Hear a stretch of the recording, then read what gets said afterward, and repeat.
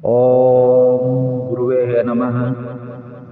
गुरुर्ब्रह्मा गुरुर्विष्णु गुरुदेवो महेश्वर गुरुर साक्षात पार ब्रह्म तस्मै श्री गुरुवे नमः। विष्णु समाज धर्म प्रेमी सज्जना को मेरा नमन प्रणाम। विष्णु समाज जागृति मंच में प्रतिदिन रात्रि 9 बजे से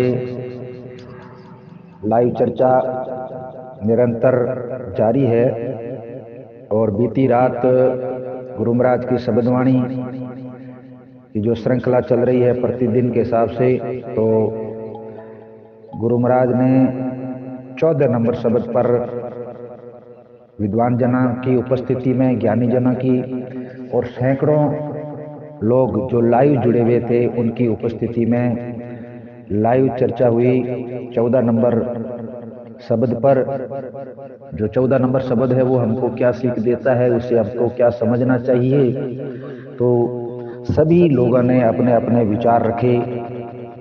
उसमें कहीं सारे विद्वान लोग 2-2.5 घंटे तक का पूरा ये लाइव प्रसारण रोज होता है और सैकड़ों लोग परिवार सहित इसका लाभ उठा रहे हैं समाज के अंदर में और लाभान्वित भी हो रहे हैं। ये प्रयास विष्णु समाज जागृति मंच जो कर रहा है।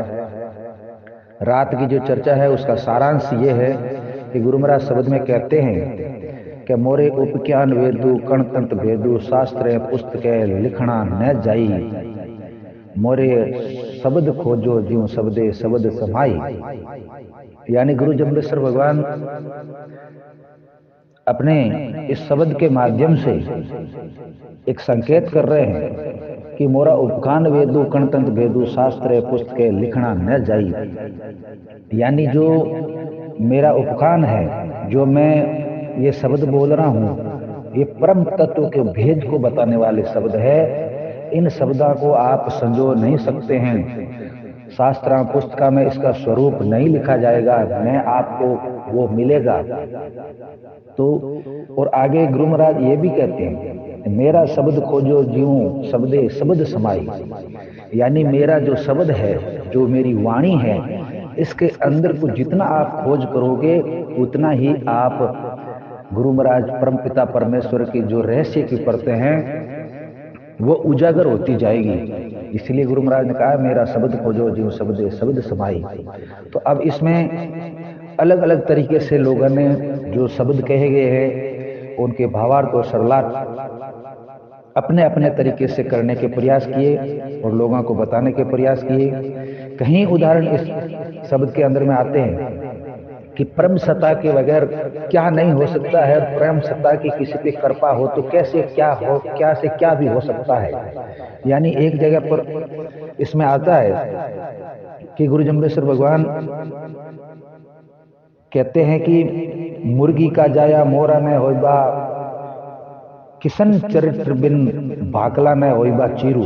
यानी यहाँ पर ये इस शब्द के अंदर में किशन जो नाम है, जो किशन की जो संज्ञा लोग लेकर सोचते हैं, वो किशन, वो विशन। यानी जो 13 नंबर शब्द के अंदर में बात आई थी कि विष्णु का जाप, यानी अगर आपको कुछ मोक्ष प्राप्ति करना है, मुक्ति प्राप्ति करना है, तो आपको विष्णु का जाप बहुत नितांत जरूरी है।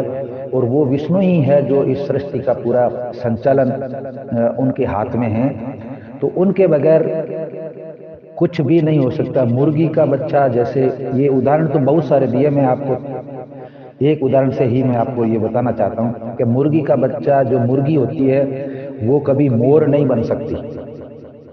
और हरि कृपा के बिना जैसे भाकला होता ना, जो ऊन से बनाया जाता है, पहले उस समय वहां गुरु महाराज के समकालीन में ये भाकला चलता था, तो वो कभी भाकला अलग जगह पर काम आता है, उसको वस्त्र के तौर पर काम नहीं लिया जा सकता है। गुरु महाराज ने इतने साधारण तरीके से उदाहरण देकर एक हरि कृपा के बारे में बताया कि विषण चरित्र के बिना, विषण जो है उनकी बगैर पत्ता भी नहीं हिल सकता है। गुरु जम्बेश्वर भगवान ने पूरी तरीके से एक ईश्वर की ओर संकेत किया है कि परम सत्ता के बगैर कुछ भी, ये सांस जो है ना वो भी अपन नहीं ले सकते हैं। और उसको अपन